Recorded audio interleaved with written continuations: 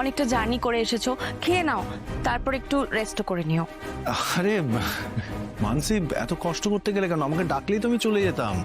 আর সত্যি কথা বলতে আমরা গল্প করছিলাম, বেশ ভালো লাগছে এখন। You feeling good?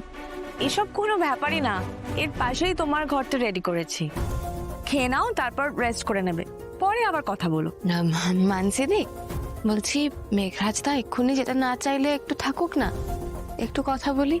মানে একটু পরে মল্লিকাদিরাও ভিডিও কল করবে বললো, ওদের সঙ্গেও দেখা হয়ে যাবে। আমার তো এমনিতেও ঘুম আসছে না, আর আর্য স্যার না ফেরা অবধি আমার ঘুম আসবেও না। ঠিক আছে।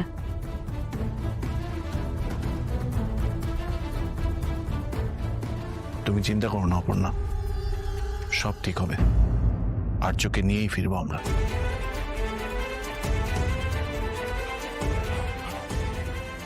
আপনারা এবার যান, রেস্ট করুন, এত টেনশন করলে তো এবার আপনারা অসুস্থ হয়ে যাবেন। হ্যাঁ সতীনাথ বাবু, আপনারা যান, একটু বিশ্রাম নিন, যান।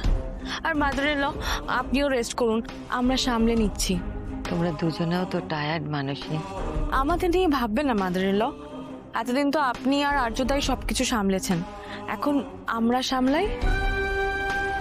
ও পুরো তো ঘুম হচ্ছে না, তো কথা বলছে। হ্যাঁ, এখন মেঘরাজদার সাথে এত কথা, ওনার সঙ্গে এখন এত কথা, উপর হয়তো ঘুম পাচ্ছে, ঘুমোতে পারছে না, এ তো ঠিক নয় না।